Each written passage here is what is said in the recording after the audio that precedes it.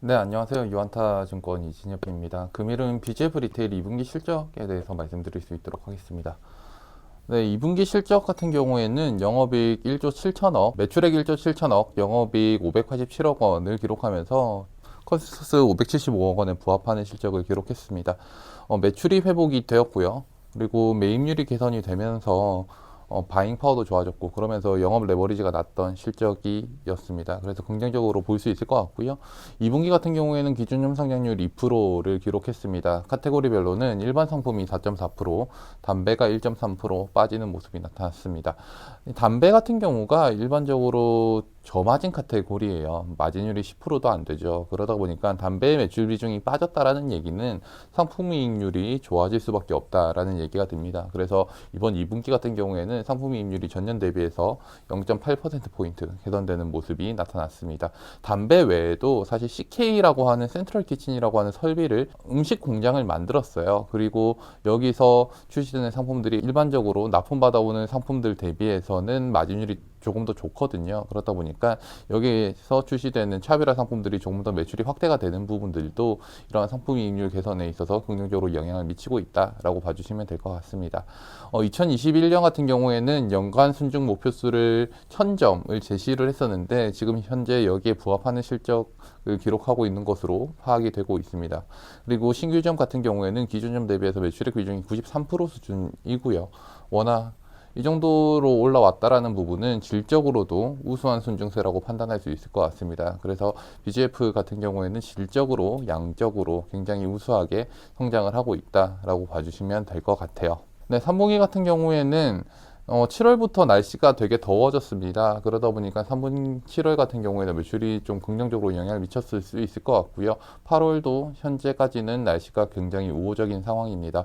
아무래도 날씨가 더워야지 길 지나가다가 편의점에서 음료수 하나 사 먹고 아이스크림 하나 사 먹고 이런 상황이 만들어질 수 있거든요. 그래서 이렇게 우호적인 부분, 그리고 재난지원금이 이제 곧 지급이 될 것으로 예정이 되고 있는데 재난지원금 작년에도 그랬다시피 편의점 업종에서 사용이 가능합니다.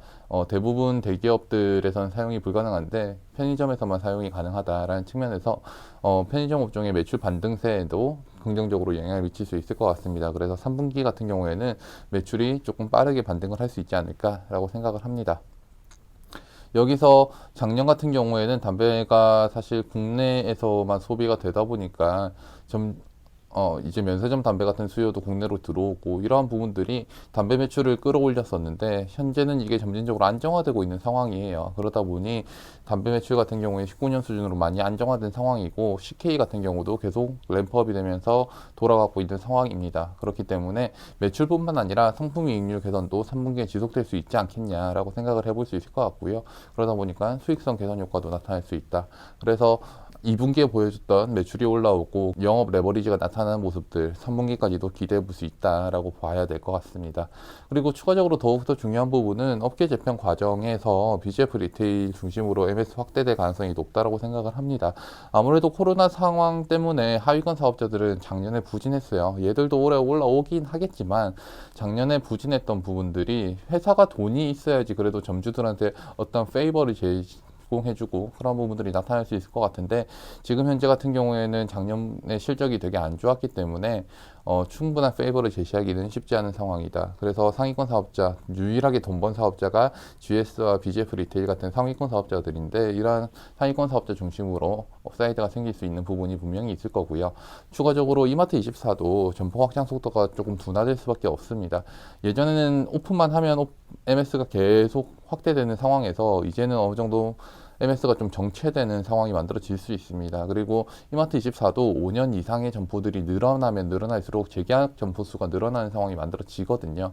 그랬을 때 이마트24의 점포 확장 속도도 조금 둔화되면서 상위권 사업자인 BGF 리테일 중심으로 업사이드가 생길 수 있는 거고요. 그리고 주요 경쟁사라고 할 수 있는 GS 리테일 자체가 지금 현재 오프라인보다는 이커머스에 조금 더 중심적으로 변모하고 있는 상황이기 때문에 여기서 BGF 리테일이 조금 더 업사이드가 생길 수 있는 상황이라고 보고 있습니다. 다만 조금 우려스러운 부분은 있어요. 퀵커머스 시장이 지금 최근에 동시다발적으로 여러 사업자들이 참여하고 있기 때문에 빠르게 시장이 커지고 있습니다. 그런데 아직까지는 조금 소극적이라는 점이 아쉬운 부분, 이런 부분들이 아쉽다라는 부분인데요.